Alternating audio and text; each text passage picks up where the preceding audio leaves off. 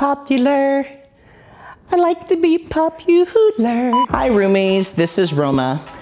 And today I thought I would restyle my vertical cabinet, even though I haven't had it for a little while. Sometimes I get bored and I like to switch things up a little bit.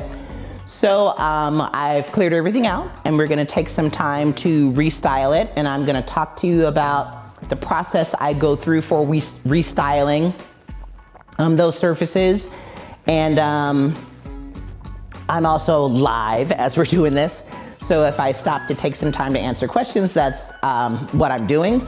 Also too, I'm finding a cold, so I am breathing a little heavy. So over the holiday, we went, over Thanksgiving, went to go see my mom in Colorado. And my daughter was sick for a little while she was there. And I think I caught her bug. And I will have cough drops that I'm gonna take just so that I'm not coughing through the entire video.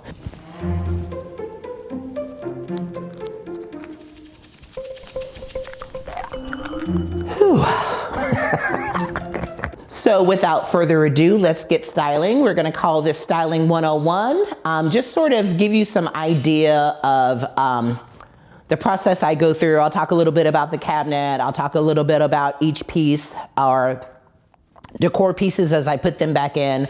I have things staged on 2 different tables because I have a table set up for our live. I've got like 3 cameras on me right now. You know, my videographer's here, and we did a live on TikTok and a live on YouTube. I'm just so popular. Thank you, Toby, for joining, and Aaliyah, you. And I also have a table set up to just kind of host our decor pieces. I've leveled up. So I have a little bit of surface to kind of put everything, because I can't crowd everything all together, and I didn't want anything to get broke, because sometimes that happens. I don't see anybody really saying anything on YouTube, but I don't do a whole lot of YouTube live, so I don't know how that works.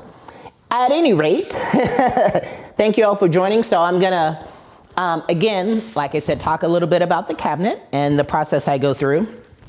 Maybe, nope, that's not gonna fit there. Maybe it'll fit here. To the bottom. Use this one, I really like it. I'm gonna use it, but I have to put something behind it because the phone's really on top like of this it. one too. Yeah, I'm gonna stack these on top. Here she comes. So we're videotaping today on a day that we don't normally do it, because I was sick earlier in the week, and it's on a day that my daughter's home and she wants to be part of it. And don't get me wrong, you all know I love my daughter. She's my everything, but then some days I'm just kind of like, you kind of have to be off camera. Just a little off camera. And she likes to be on camera. She's got personality just like me, and she wants everybody to see it. But sometimes you just have to go, okay, maybe later we'll figure out a way to get you on camera. One of my other favorite pieces, this came from CB2. It was a collaboration they did with Caraman. It's supposed to resemble a baguette bracelet. So it's called the baguette tray. It's glass, it's not plastic. And I like lucite things, but I don't know, for some reason glass just feels expensive, and in some cases it is. This wasn't, I actually got it on sale because it was towards the end of that collab. These are candlesticks, they're glass. When we went to Colorado for Thanksgiving, a friend of my mom's that I've talked about in other videos, she is an artist, but she also sells decor items. She has a store front in Colorado, in Aurora, Colorado, and she has these objects, and we went to visit her because she follows my page, and I went to visit her, and she just had these objects in her store, and I liked them, and so I bought them. I tend to do that when I go on vacation. I like to buy things when I travel that remind me of the places or the people that we visit. Mini purchases. Sometimes I just get bored and I like to restyle things. And also, again, not just bored, it's just another way to stay in practice. I equate it to girls that play in fashion or girls that play in makeup. I think the more that you play around and do, easier it is for you to do those types of freestyle types of videos. These have some texture. They're kind of matte and they're lined. And there's 3 of these. I have another one that's kind of a tall, kind of giraffe neck, I guess, kind of vase. There we go. That's a little better. Doing the live and then also trying to record the video for the week and all of that I wouldn't say it was stressful. It was a lot because I kind of felt like I was blocking the camera and turning my butt to the camera and all of those things. It's kind of nice not to have to do all that and have help and have my videographer here and all of those things. So I had to try and think of all these different things and all these different angles, and I just kind of wanted to pull my hair out. So I have a colored object here on this side, and then I have a colored object here on this side, and then I would just alternate colored objects all the way down to just give your eye something to follow that's similar. So if that makes sense. So what I'm going to probably do, since I don't have a lot of these that are the same, is start with this one in the center, and then probably have this one down here, because that's where it's gonna fit. And then I have another vase that's similar to this, a similar sort of, I really try to make things my own. I try not to copy and paste somebody else's style or work because that's just not me. And I'll set this on top. I do like Michael Jackson, but this is one of those things that it just worked for what I was doing. Don't be the copycat. You don't have to run around and do what everybody else is doing because then you're not you. And why would you want to be someone else when you could be you? This side with these other black and white elements. This is a new vase. I think I got this from CB2. Just kind of balances it out. And I still have a little bit of color down there.